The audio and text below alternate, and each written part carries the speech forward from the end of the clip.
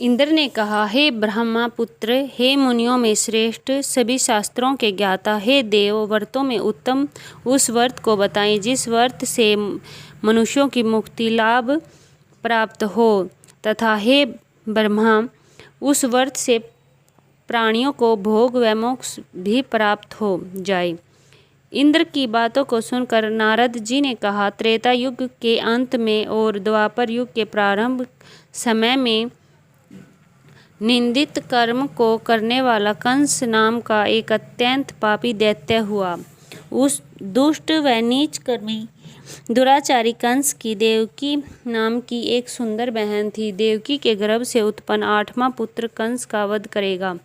नारद जी की बातें सुनकर इंद्र ने कहा, हे महावते, उस दुराचारी कंस की कथा का विस्तार पूर्वक वर्णन कीजिए। क्या यह संभव है कि देवकी के गर्भ से उत्पन्न 8वां पुत्र अपने मामा कंस की हत्या करेगा? इंद्र की संदेह भरी बातों को सुनकर नारद जी ने कहा, हे आदित्य पुत्र इंद्र, एक समय की बात है, उस दुष्ट कंस ने एक ज्योतिषी से पूछा कि ब्राह्मणों में श्रेष्ठ ज्योतिष, मेरी मृत्यु किस प्रकार और किसके कारण होगी?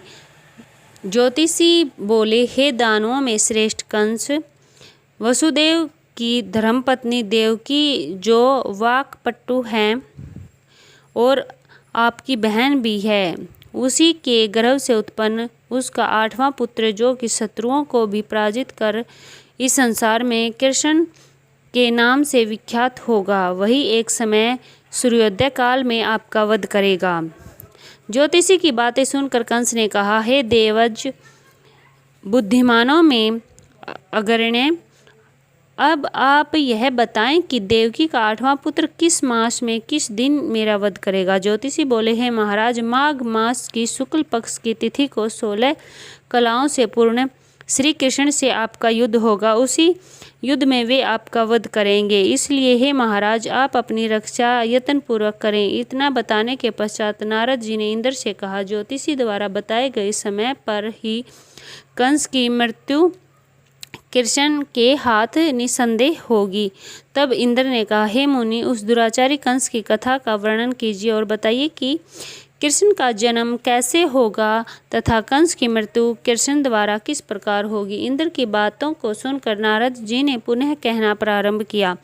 उस दुराचारी कंस ने अपने एक द्वारपाल से कहा, मेरी इस प्राणों से प्रिय बहन की पूर्ण सुरक्षा करना। द्वारपाल ने कहा, ऐसा ही होगा। कंस के जाने के पश्चात उसकी छोटी बहन दुखित होते हुए जल लेने के बहाने घड़ा लेकर तालाब पर गई। उसी तालाब के किनारे एक घनघोर वृक्ष के नीचे बैठकर देवकी रोने लगी। उसी समय एक सुंदर स्त्री, उसका नाम यशोदा था, उसने आकर देवकी से प्रियवाणी में कहा, हे कांते, इस प्रकार तुम क्यों विलाप कर रही हो? अपने रोने का कारण मुझसे बताओ। तब दुखित देवकी ने यशोदा से कहा, ये बहन, नीच कर्मों में आसक्त दुराचारी मेरा ज्येष्ठ भ्राता कंस है। उस दुष्ट भ्राता ने मेरे कई पुत्रों का वध कर दिया है। इस समय मेरे गर्भ में 8वां पुत्र है, वह इसका भी वध कर डालेगा। इस बात में किसी प्रकार का संशय या संदेह नहीं है, क्योंकि मेरे ज्येष्ठ भ्राता को यह भय है कि मेरे 8वें पुत्र से उसकी मृत्यु अवश्य होगी। देवकी की बातें सुनकर यशोदा ने कहा, बहन, विलाप मत कर, मैं भी गर्भवती हूँ। यदि मुझे कन्या हुई तो तुम अपने पुत्र के बदले उस कन्या को ले लेना। इस प्रकार तुम्हारा पुत्र कंस के हाथों मारा नहीं जाएगा। तदंतर कंस ने अपने द्वारपाल से पूछा, देवकी कहाँ? इस समय वह दिखाई नहीं दे रही। तब द्वारपाल ने कंस से नम्रता वाणी में कहा, हे महाराज, आपकी बहन जल लेने तालाब पर गई है। सुनते ही कंस क्रोधित हो गया। उसने द्वारपाल को उस स्थान पर जाने को कहा जहाँ वह गई थी। द्वारपाल की दृष्टि तालाब के पास देवकी पर पड़ी। तब उसने कहा कि आप किस कारण से यहाँ आई हैं? उसकी बात सुनकर देवकी ने कहा कि मेरे गृह में जल नहीं था, जिसे लेने मैं जलाशय पर आई हूँ। इसके पश्चात देवकी अपने गृह की ओर चली गई। कंस ने पुनः द्वारपाल से कहा कि इस गृह में मेरी बहन की तुम पूर्णतः रक्षा करो। अब कंस को इतना भय लगने लगा कि गृह के भीतर दरवाजों में विशाल ताले बंद करवा दिए और दरवाजे के बाहर दैत्यों और राक्षसों को पहरेदारी के लिए नियुक्त कर दिया। कंस हर प्रकार से अपने प्राणों को बचाने का प्रयास कर रहा था। एक समय सिंह राशि के सूर्य में आकाश मंडल में जलधारी मेघों ने अपना प्रभुत्व स्थापित किया। भाद्रपद मास की कृष्ण पक्ष की अष्टमी तिथि को घनघोर अर्धरात्रि थी। उस समय चंद्रमा भी वर्ष राशि में था। रोहिणी नक्षत्र बुधवार के दिन सौभाग्य योग से संयुक्त चंद्रमा के आधी रात में उदय होने पर आधी रात के उत्तर एक घड़ी जब हो जाए तो श्रुति स्मृति पूर्णोक्त फल निसंदेह प्राप्त होगा। इस प्रकार बताते हुए नारद जी ने इंद्र से कहा, ऐसे विजय नामक शुभ मुहूर्त में श्री कृष्ण का जन्म हुआ और श्री कृष्ण के प्रभाव से ही उसी क्षण बंदीगृह के दरवाजे स्वयं खुल गए। द्वार पर पहरा देने वाले पहरेदार राक्षस मूर्छित हो गए। देवकी ने उसी क्षण अपने पति वसुदेव से कहा, हे स्वामी, आप निद्रा का त्याग करके और मेरे इस अष्टम पुत्र को गोकुल में ले जाएं। वहां इस पुत्र को नंद गोप की धर्मपत्नी यशोदा को दे दें। उस समय यमुना जी पूर्ण रूप से बाढ़ग्रस्त थी, किंतु जब वसुदेव बालक कृष्ण को सूप में लेकर यमुना जी को पार करने के लिए उतरे, उसी क्षण बालक के चरणों का स्पर्श होते ही यमुना जी अपने पूर्व शिथिल रूप में आ गई। किसी प्रकार वासुदेव गोकुल पहुँचे और नंद के गृह में प्रवेश कर उन्होंने अपना पुत्र तत्काल उन्हें दे दिया और उसके बदले में उनकी कन्या ले ली। वे तत्क्षण ही वहां से वापस आकर कंस के बंदी गृह में पहुंच गए। प्रातःकाल जब राक्षस पहरेदार निद्रा से जागे तो कंस के द्वारपाल से पूछा कि अब देवकी के गर्भ से क्या हुआ, इस बात का पता लगाकर मुझे बताओ। द्वारपालों ने महाराज की आज्ञा को मानते हुए कारागार में जाकर देखा तो वहां देवकी की गोद में एक कन्या थी, जिसे देखकर द्वारपालों ने कंस को सूचित किया, किंतु कंस को तो उस कन्या से भय होने लगा। अतः वह स्वयं कारागार में गया और उसने देवकी की गोद से कन्या को झपट लिया और उसे एक पत्थर की चट्टान पर पटक दिया। किंतु वह कन्या विष्णु की माया से आकाश की ओर चली गई और अंतरिक्ष में जाकर विद्युत के रूप में परिणित हो गई। उसने कंस से कहा कि हे दुष्ट, तुझे मारने वाला गोकुल में नंद के गृह में उत्पन्न हो चुका और उसी से तेरा मृत्यु सुनिश्चित है। मेरा नाम तो वैष्णवी है, मैं संसार के कर्ता भगवान विष्णु की माया से उत्पन्न हुई। इतना कहकर वह स्वर्ग को चली गई। उस आकाशवाणी को सुनकर कंस क्रोधित हो उठा। उसे नंद जी के गृह में पूतना राक्षसी को कृष्ण के वध के लिए भेजा, किंतु जब वह राक्षस कृष्ण को स्तनपान कराने लगी तो कृष्ण ने उसे स्तन से उसके प्राणों को खींच लिया और वह राक्षसी कृष्ण कृष्ण कहते हुए मृत्यु को प्राप्त हुई।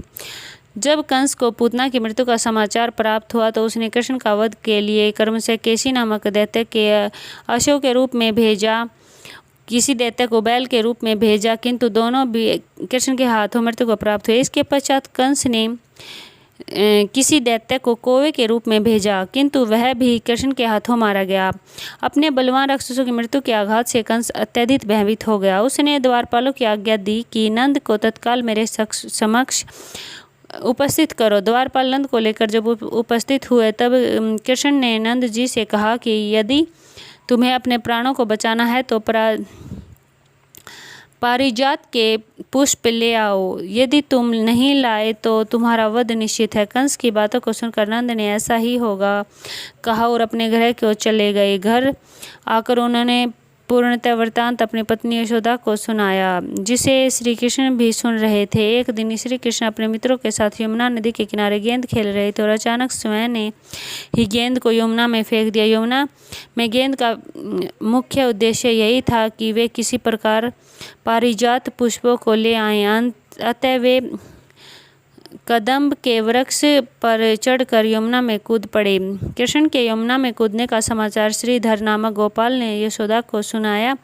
यह सुनकर यशोदा भागती हुई यमुना नदी के किनारे आ पहुंची। उसने यमुना नदी की प्रार्थना करते हुए कहा, हे यमुना नदी, यदि मैं बालक को देखूंगी तो भाद्रपद मास की रोहिणी युक्त अष्टमी का व्रत अवश्य करूंगी, क्योंकि दया दान सज्जन प्राणी ब्राह्मण कुल में जन्म रोहिणी युक्त अष्टमी, गंगाजल एकादशी, गया श्राद्ध और रोहिणी व्रत ये सभी दुर्लभ हैं। हजारों अश्वमेघ, सहस्त्रों राज, सूर्य यज्ञ, दान, तीर्थ और व्रत करने से जो फल होता है वह सब श्री कृष्ण जन्माष्टमी के व्रत को करने से प्राप्त हो जाता है।